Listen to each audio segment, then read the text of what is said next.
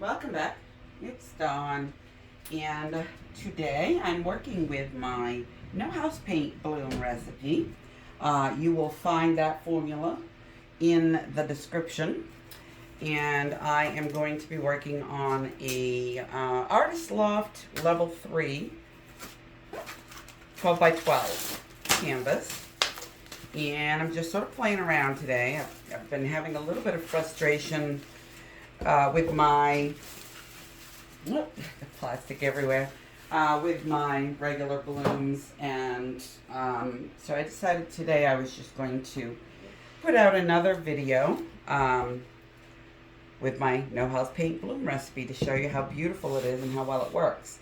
So this canvas has a little bit of a sag to it, as they usually do. I'm just using plain water in a aerosolizing mister just to tighten that up a little bit. Spreading it around, and then we'll just let it sit and make sure that it tightens up well. I've got my pillow mixed up, and it is metallic white for today. I put Artist Loft metallic white and a little bit of Amsterdam titanium white to just make the white more opaque.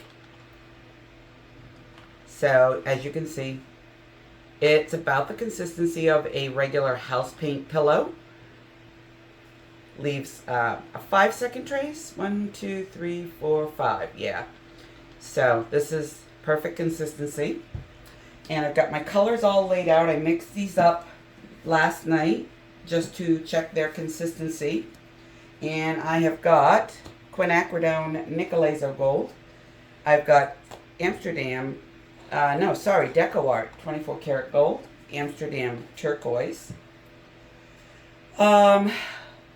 golden fluid iridescent gold fine,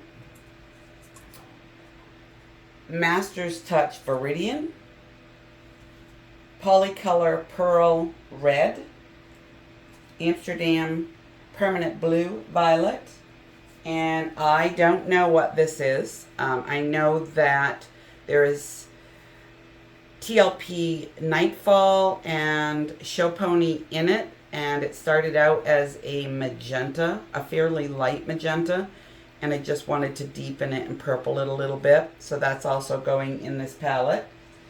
And I'm going to be using I think a black cell activator, but I'm not sure yet. I haven't gotten that far in my thinking process. So is this nice and tight? I'm going to give it another spray just because I've got ripples on these two corners. So right down into the corner. You have a bit of a gap underneath your canvas with these, so you can actually get the mist right inside. And I've got a bottle of distilled water ready to go, and some paint sticks to get the colors out. And I'm just going to get started. I'm going to start by getting my white pillow down.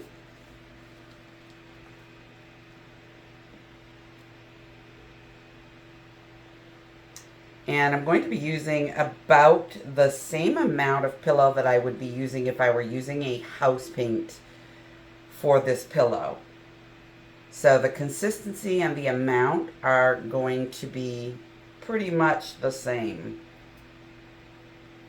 And I've mixed it up in this big 16-ounce cup because I mix my pouring medium the same for the pillow and the bloom paints. And I just pour off what I'm going to be using.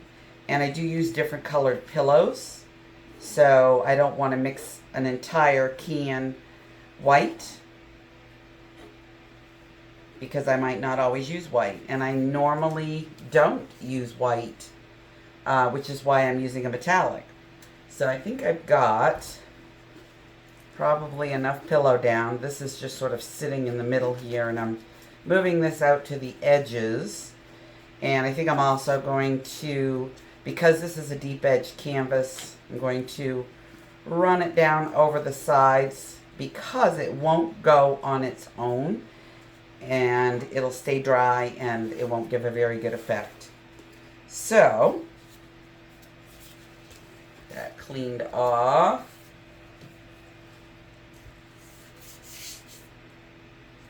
And if I need to add more pillow, I can. But I just want to make sure that I have paint on these sides. When you're doing a regular acrylic pour without house paint, so say you're doing a ring pour or a cloud pour, and you're doing it on a deep canvas, you would get your sides covered so that you get a good amount of run over on those edges and you get full coverage. So you're going to treat the no house paint bloom a lot like it's sort of a mix between a bloom and a regular acrylic pour. So let's sort of move this out and see what we've got for paint here. Just making sure I have enough.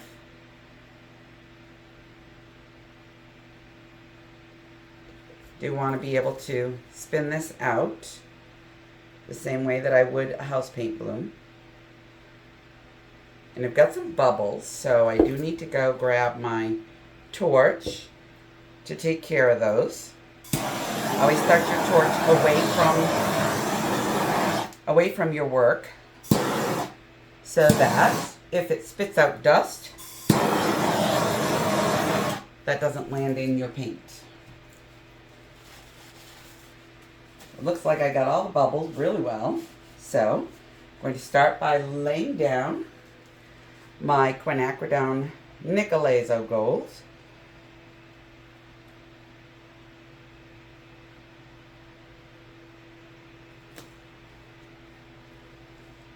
Pretty good amount there. And then this, the 24 karat gold, is going to get sort of, you know what, I'm going to thin this a little bit because I'm going to kind of throw it out more than, probably a little bit too much water, more than putting it in with the colors, because I already have a gold that is going in the layers. No, not too much. I just want this thinner than the rest of my paints so that it might spread a little bit into that pillow. Here we go. Yep, good. So,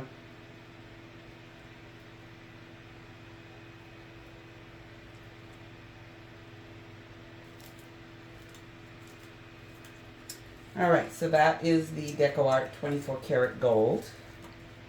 And if you recognize this, you'll see that this is similar to a technique that I've done before, which was a nod to Nikki D art. Same sort of idea, except with no house paint. And I'm going to do the Amsterdam turquoise.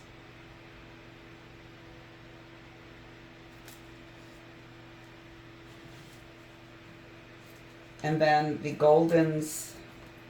No, yeah, I'm going to wait on the golden and do the pearl red.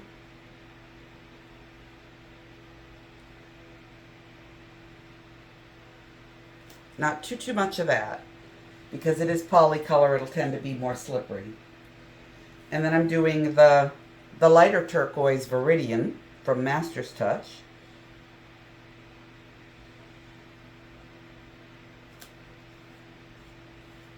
Is that enough? Yeah, that's enough. And then the gold fine.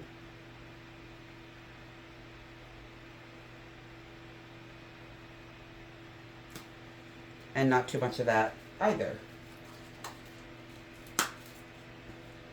And then I'm doing this pigment mix.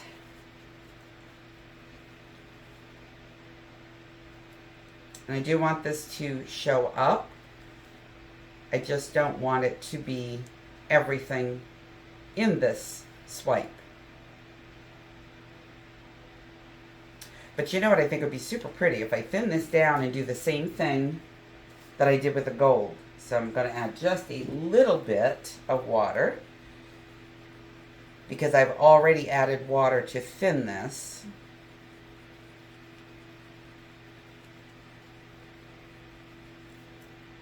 Oh yes, same consistency as the deco art. So out it goes.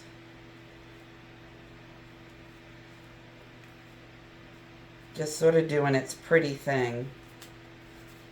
That's that. And you know what? I'm going to take a little bit of the Pearl Red and do the same thing. Because it is thin.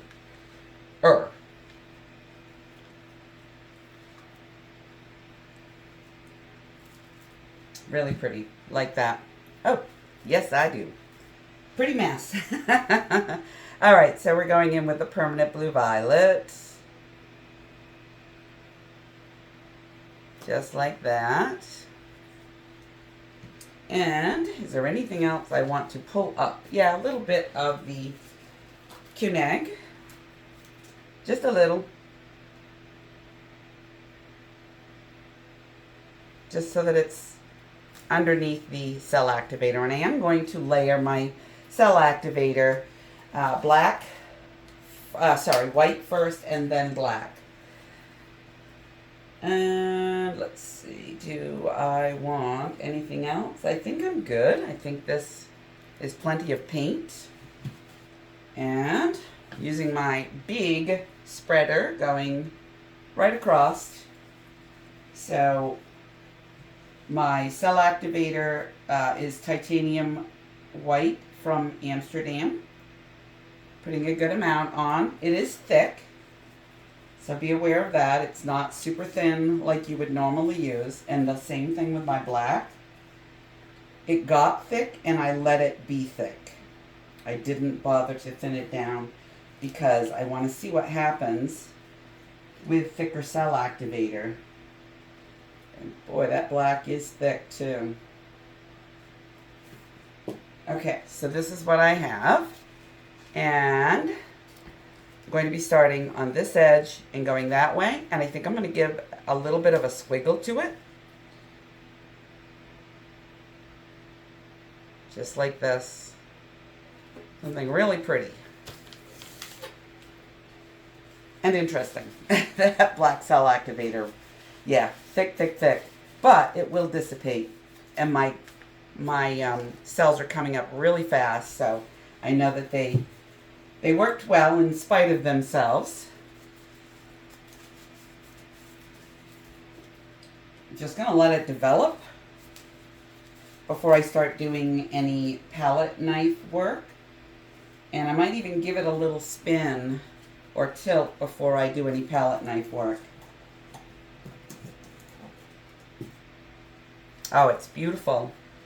If you can zoom in on this. The colors are fantastic. I didn't get any muddiness with this mix. I'm super happy with that. So I'm giving it, I love these cells over here and I want to save some of them. So I am going to give the whole thing a bit of a tilt.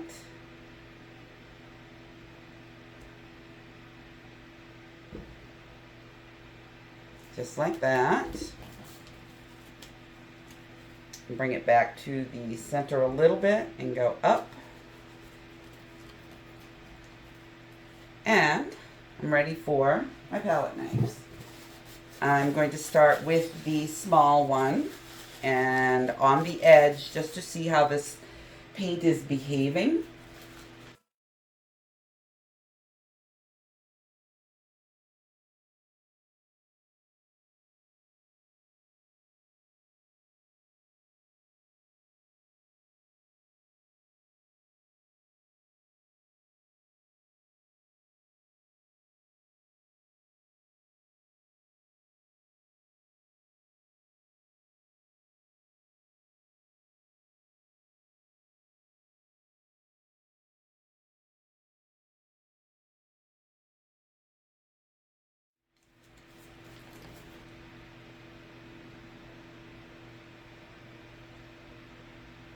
That's going off anyway, so that doesn't matter so much.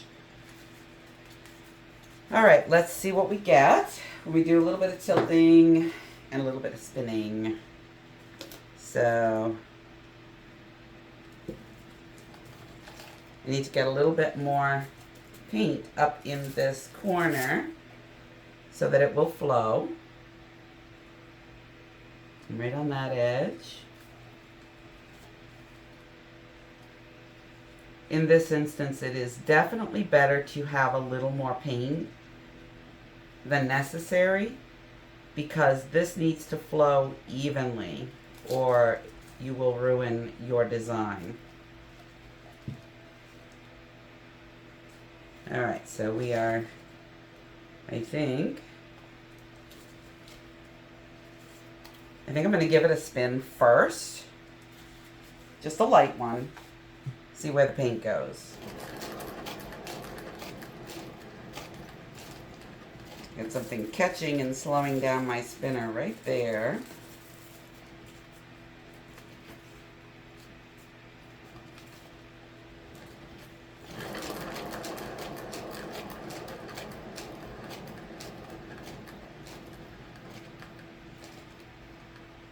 Okay, and I do like this lighter side more than that darker side.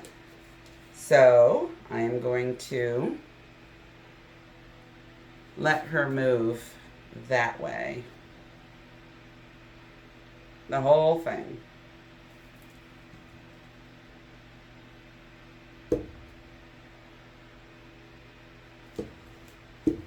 And spin. And hopefully that side will go racing off.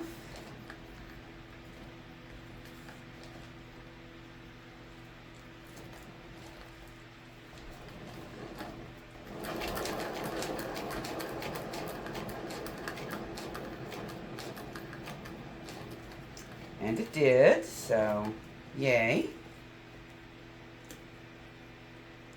And taking it down on that corner just a little bit.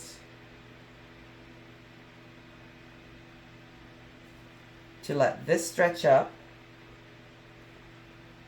without the paint weight.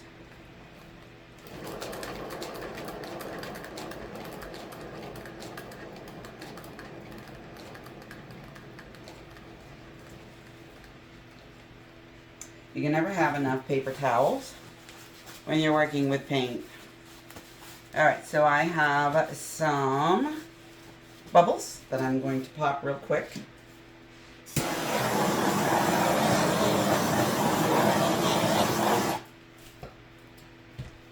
It hasn't been a full 24 hours since I mixed this paint, so I am going to have some bubbles in this, and I probably can live with them. I don't think it's going to ruin anything.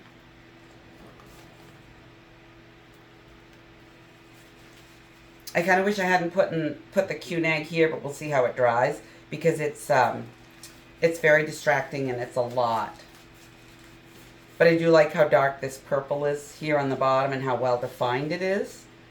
And just so you know, these no house paint blooms do dry a lot darker than what you see, and flat, smooth. You don't get the pillowy effect that you do with house paint. And you can leave a little extra paint on and not worry about it cracking, as long as you cover it with a cardboard box to slow it down. I think I've got really good coverage all around the sides, so I'm not worried about that.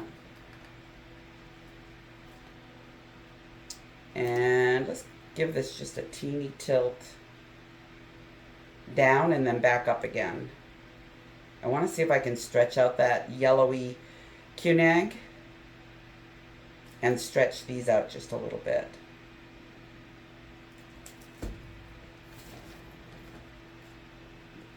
And then we're going up. This bottom is killer. It's gorgeous. I gotta show this to you. It is really, really cool. Look at that bottom edge. Really, really cool. Alright, so where was I? I was tilting up and then back down again. I'm just trying to stretch these cells a little bit more and stretch that top out.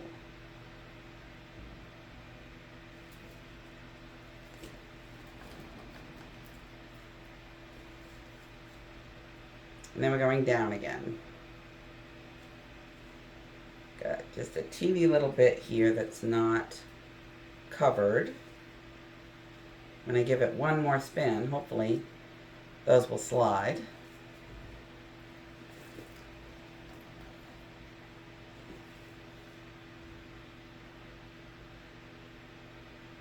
Shifting my paint weight to the center so that this whole bottom doesn't fly off. And a final spin.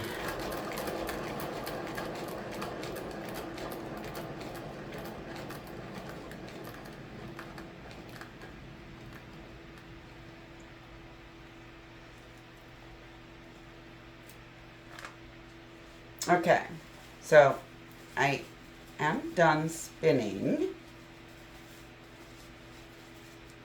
I don't love this chunk here, and I am going to try to manipulate it just a little bit, but I'm going to use a skewer, not a palette knife.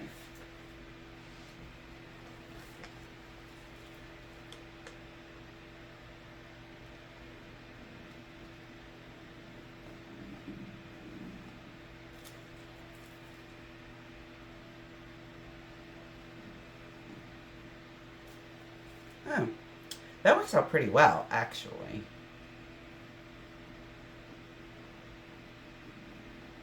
Breaking those up gives a really pretty effect.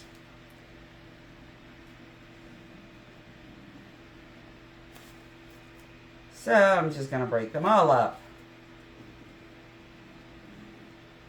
and then give it another spin. After I torch, I can still see a lot of bubbles. I want to minimize how many bubbles I actually end up with.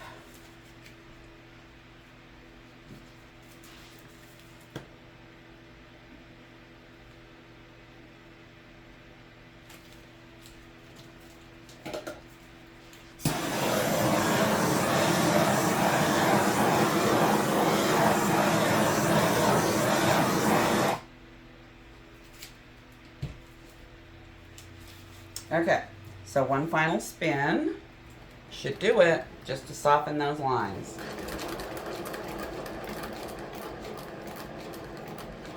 And they will flatten and dry. I'm not worried about that. I just want to make them less deliberate looking, even though that's really kind of hard to do. These edges are super pretty.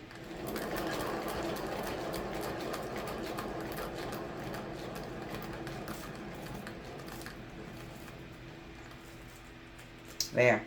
I'm done spinning this time. I really am. So I'm going to bring you in for a close-up, and I've got a little bit of a bloop here.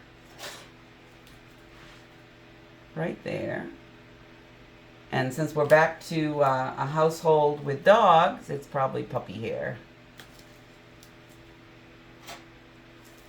All right. I'm going to bring you in for a close-up, and then I'll bring you back. So here's that really cool bottom edge. It's changed a little bit since I spun it a few more times, but it's still really cool. And then we have this really, really ethereal looking whispers of color, and those will darken up as they dry. You can see the pearl red. You see that ghostly outline? That's what that is. And then this definitely looks better here. And then we have the ghostly outlines again. Really pretty. And some dots, but those will fade, hopefully, as it dries. Some really great pops of color in this. And that, the Cunag, which is the orangey yellow blush you see, that will dry shiny, so it will be really cool. So that's what I've got for the wet results, and I will be back when it's dry. It certainly dried impressively. I'm obsessed with these edges. They're pretty beautiful. I mean, I think I like the edges better than I like the entire thing. It did dry darker. I knew it would. And I got a lot of pop-up from the colors beneath, which I don't mind at all. The white dots didn't really, they didn't really disappear as it dried, but again, I'm also fine with that. I think this dried beautifully, and this is so strange. So I thought that I was using an interference red, and it ended up being like this interference aqua color. I don't mind it. I'm fine with it. The red would have been really cool, but maybe I'll try it again and actually use the red. But the interference aqua actually showed up on the white pillow, which is impressive to say the least. And the designs that I made with the skewer to break up the gold and magenta is really pretty. I like that. It did dry very shiny. And there's something I wanted to show you about a no house paint bloom that is, there's a couple of things actually that are really, really interesting. So I don't know if you can really see how shiny this is. Like, this dried super shiny, and that always happens with no house paint blooms and swipes. They always dry really, really shiny and really flat. So they're smooth. There's no quilted look. And for comparison, I want to show you this house paint bloom, and you can see the cell activator lines. It creates a quilted look, and this is a perfect example of that.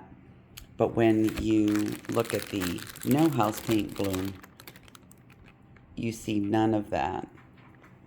So if you're a little OCD about texture in your paintings, the no house paint blooms and swipes are the way to go. So all in all, I'm really liking how this dried. I think this is really beautiful. I would have liked to have seen a little more definition up through, but I did get good definition in some areas. And when you stand back, this area actually looks a little muddy, but it's not. The color is very refined. There's a lot of transparent layering. I don't mind that at all. I do like how the quinacridone Nicolazo Gold affected the cell activator here, and it did dissipate so that it doesn't look quite as muddy as it did when it was wet. So yeah, I really enjoy how this dried, how it came out. So thank you for watching. I appreciate you being here. If you enjoyed this video, please consider subscribing. Like, share, comment, definitely. I would appreciate that. Y'all have a great week, and I will see you next time. Bye for now.